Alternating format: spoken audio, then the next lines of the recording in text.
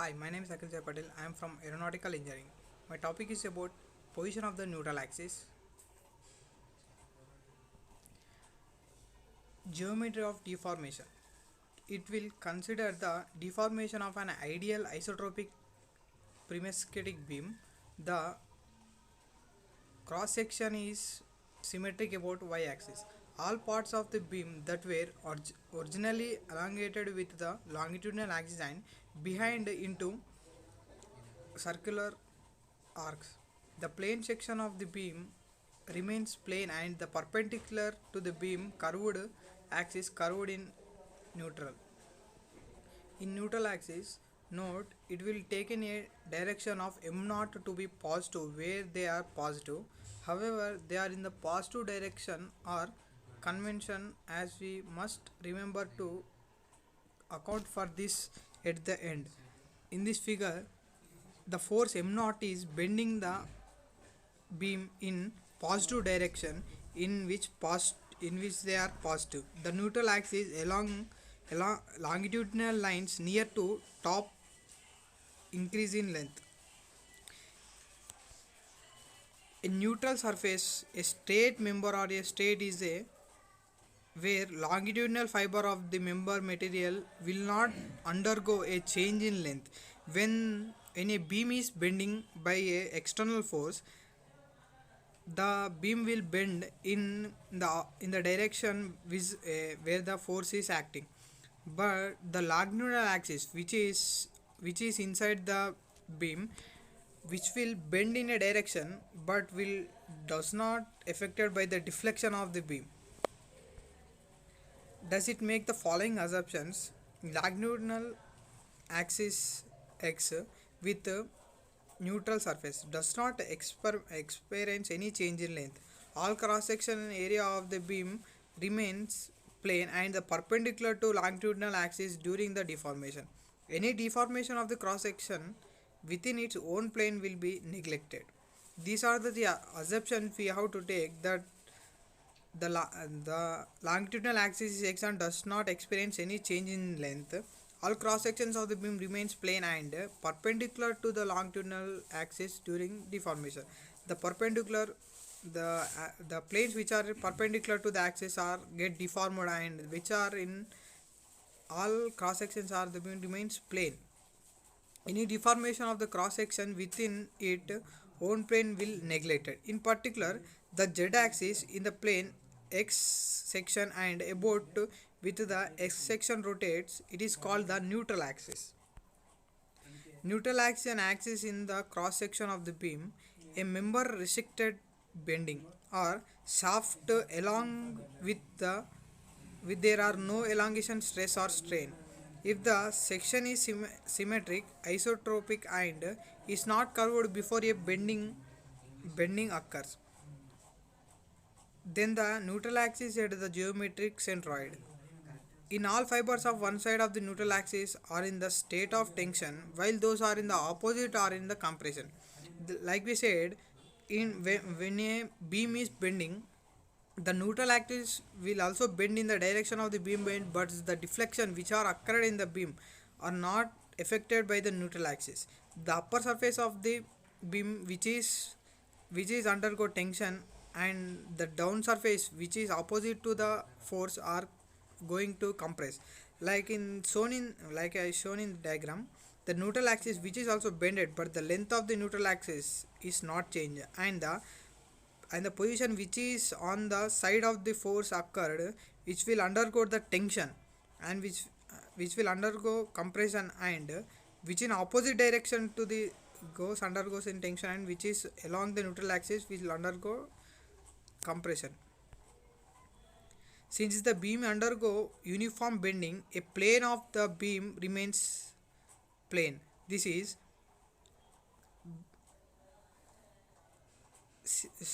shear strength through xy is equal to shear strength through zx is equal to tau of xy is equal to tau of yz is equal to 0. By this, the shear strain and the shear stress are equal to 0. Then the plane which is in the plane will not undergo any deformation and will have same length. there is a compressive negative strain at the top of the beam and a tensile positive strain at the bottom of the beam. Like I said, when the beam is bending, the upper position which is in the force direction will undergo a positive strain which is going to a negative, sorry, which is going to a negative strain, that is compressive, and which is in opposite direction of the stress will undergo a positive strain. Therefore, by the intermediate value theorem, these must be same point in the between the top and the bottom of the no stress, since the strain in the beam is a continuous friction. Like I said, when the force is applied on the beam, the surface which is along the neutral axis will not have any strain, so will does not undergo any deformation. Let L be the original length of the beam. Epsilon y is the strain of a function of coordinates of the face of the beam, and sigma y is the stress as the function of the coordinates of the face of the beam, and pi is the radius of curvature of the beam at the neutral axis, and theta is the bending angle of the beam. Since the bending is uniform and pure, there is therefore at least a distance y from the neutral axis in the inference property of having no strain. That I said, these are the these are the these are the measurements we have to take. Like the equation is epsilon of y is equal to L of y minus L by L, where theta is that is equal to theta of rho minus y minus theta rho by theta rho is equal to minus y theta by rho theta, that is equal to minus y by p. Then that epsilon of y is equal to minus y by rho. This is the final equation we have get. There is no strain in the plane which is along the neutral axis. Therefore, the longitudinal normal strain epsilon x varies linearly with the distance y from the neutral surface, denoting epsilon m has the maximum strain in the beam at a distance of c from the neutral axis. It becomes clear that epsilon m is equal to c by rho. Therefore, we can solve rho and find that rho is equal to c by epsilon m. Substituting this back into the original expression, we can find that epsilon of y is equal to minus epsilon of my by c. By this solvation, we get epsilon of x through the which is at a distance of y from the neutral axis will have strain is equal to maximum strain into distance by c. Since y denotes the distance of the neutral axis to the point on the face, it is only variable the change respective to dA. Therefore, like I said, y is the distance from the neutral axis, and in the before statement, we have that there is only y value. Y value is varying. All are constant. Epsilon is constant. C is constant. Epsilon m is also constant. So now y is varying, which is stated with respect to dA. Therefore, integration of y into dA is equal to 0.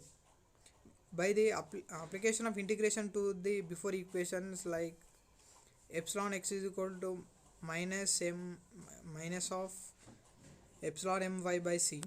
By applying integration, we get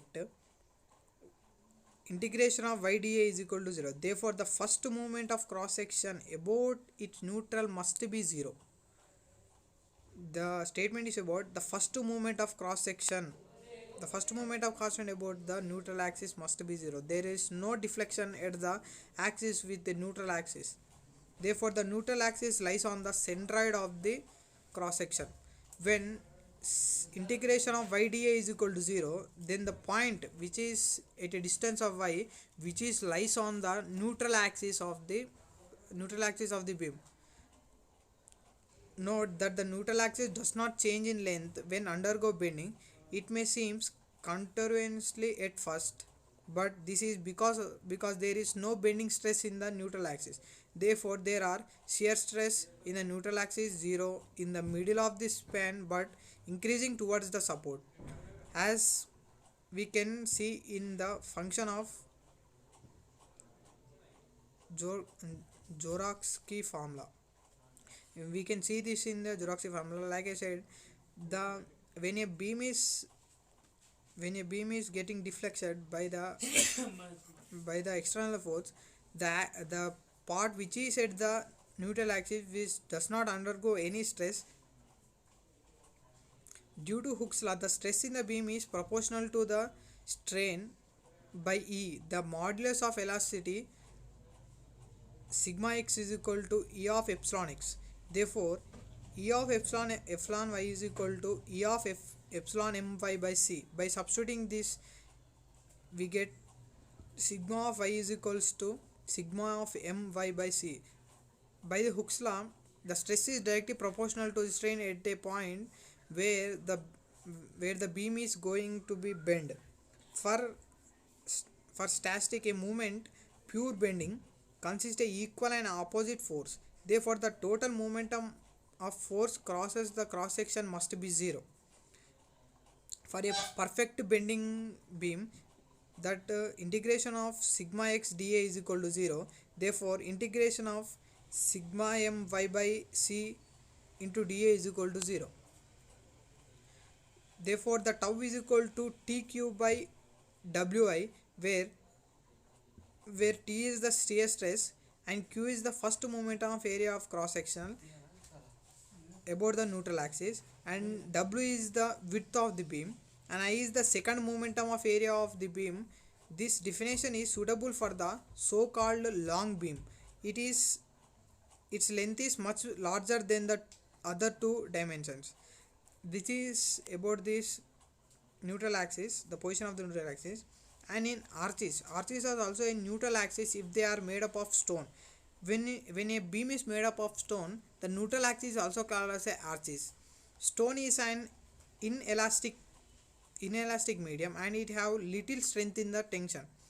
Like the when we compare both stone and a beam, a beam is slightly elastic and which will gain its own shape after removal of the force.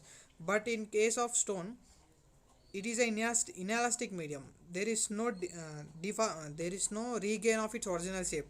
So therefore, as the load on the arch changes, the neutral axis moves.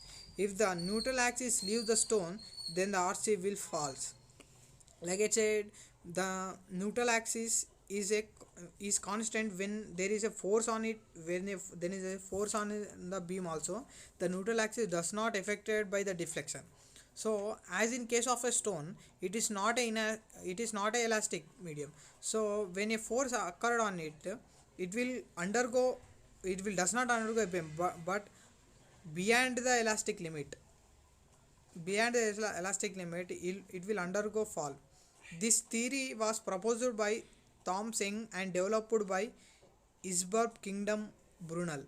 This is a truss line method which is used in stones.